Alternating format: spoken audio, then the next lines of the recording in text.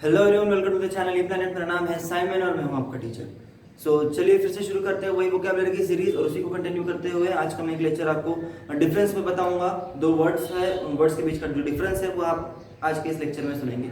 ठीक है, सो बिना स्किप किए आप पूरा देखिएगा ताकि आपको पूरी तरह से समझ सके। और बिना देरी के चलिए शुरू करते हैं आज का टॉपिक।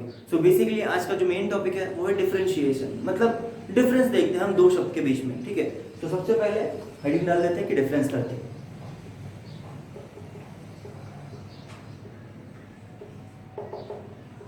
ठीक है, सो हम डिफरेंस देख रहे हैं दो वर्ड्स के बीच में।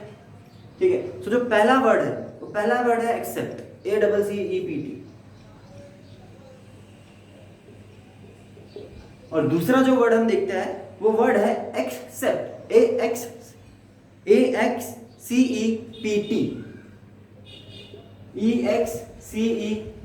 सॉरी, मैंने ई को ए बोल दिया था।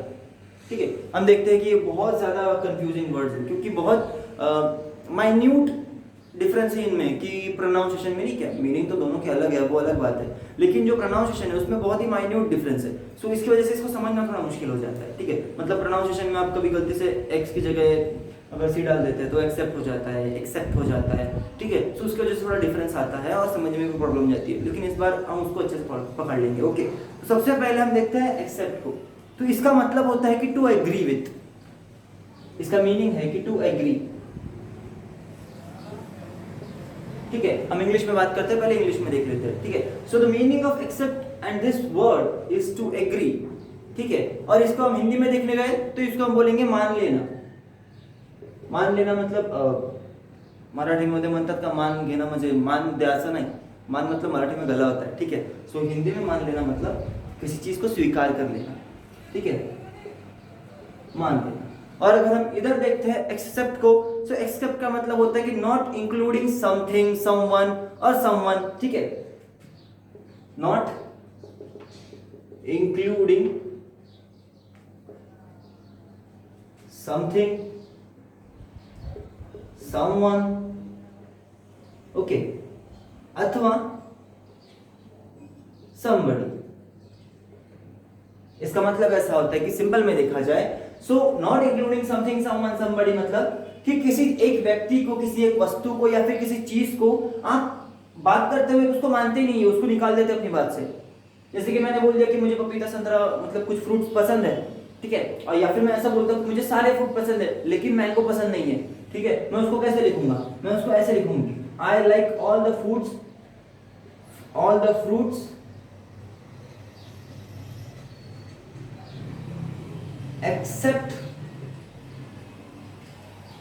मैंगो। इसका मतलब मुझे सारे फल अच्छे लगते हैं सिवाय मैंगो के, सिवाय आम के। ठीक है, सो आप जो सिवाय बोलता है ना, उसके लिए आप इसको इस्तेमाल कर सकते हैं। ठीक है, कि किसी चीज को बाहर निकाल देना अपने सेंटेंस से। बाहर निकाल देना मतलब आप ऐसा बोल रहे कि वो आपको पसंद नहीं है या फिर आप उसको बाहर निकाल रहे हैं। ठीक है, और इसके एग्जांपल देखने जाए, आई एक्सेप्ट द प्लान। ठीक है, आई एक्सेप्ट द प्लान। इसका मतलब समझ लीजिए, आप सब दोस्त मिलकर कुछ प्लान बना रहे हैं। ठीक है, कि आप बाहर चले जाएंगे और किसी दोस्त ने आपको पूछ लिया कि तुझे ये मंजूर है क्या, तो आप उसको कैसे बताएंगे? आप उसको बोलेंगे कि yes I accept the plan. हाँ, मैंने प्लान को मान लिया है, मुझे प्लान मंजूर है। ठीक है, I accept this, I accept that मतलब मुझे ये पसंद है या फिर मैं मान लेता हूँ। ठीक है, ये सब आप उसको इस्तेमाल कर सकते हैं। सो बेसिकली आज मैंने आपको दो वर्ड सिखाए, दो वर्ड्स के डिफरेंस सिखाए, उनके मीनिंग सिखाए, उनको यूज कैसे करते हैं वो भी सिखाया।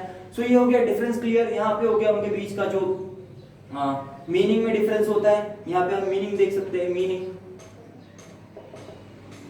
ठीक है, उसके बाद इनका हिंदी में मीनिंग क्या होता है। ठीक है, हिंदी में मीनिंग जानना बहुत इंपॉर्टेंट है क्योंकि हम बेसिकली ज्यादा से ज्यादा लोग हिंदी ही बोलते हैं। ठीक है, सो ये उसका हिंदी का मीनिंग हो गया। हिंदी को मैं HIN लिख देता हूं।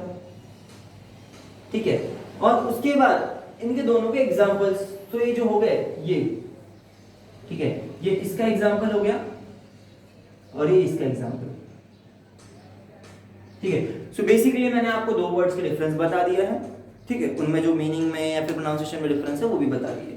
सो आई होप आपको ये वीडियो अच्छी लगी हो, आप आई होप ये आपको समझ में आ गया हो। अगर आपको नहीं समझा तो आप मुझे कमेंट बॉक्स में पूछ सकते हैं। आपको कुछ भी डाउट होगा तो आप उसको भी कमेंट बॉक्स में पूछ सकते हैं। ठीक है, सो देखा जाए तो मैंने पहले ही मराठी मीडियम के बच्चों के लिए बहुत सारे मतलब उनके चैप्टर्स की वीडियोस डाल दी है जहाँ से वो पोएम्स वगैरह और चैप्टर वगैरह पढ़ सकते हैं। सो अगर आपको वो चाहिए होंगी तो मैं डिस्क्रिप्शन में डाल दूंगा, आप उसको वहां से देख सकते हैं। और इसके पहले के अगर वोकैबुलरी के वीडियो चाहिए होंगे आपको तो आप मेरे चैनल पे जाके देख सकते हैं, या फिर मैं वो भी डिस्क्रिप्शन में डाल दूंगा। ठीक है, सो आई होप आपको ये समझ में आ गया होगा। अगर आपको समझ में आ गया होगा तो प्लीज चैनल को लाइक शेयर एंड सब्सक्राइब कर दीजिए, साथ ही साथ इसको बढ़ाने में आप मेरी मदद भी कीजिए।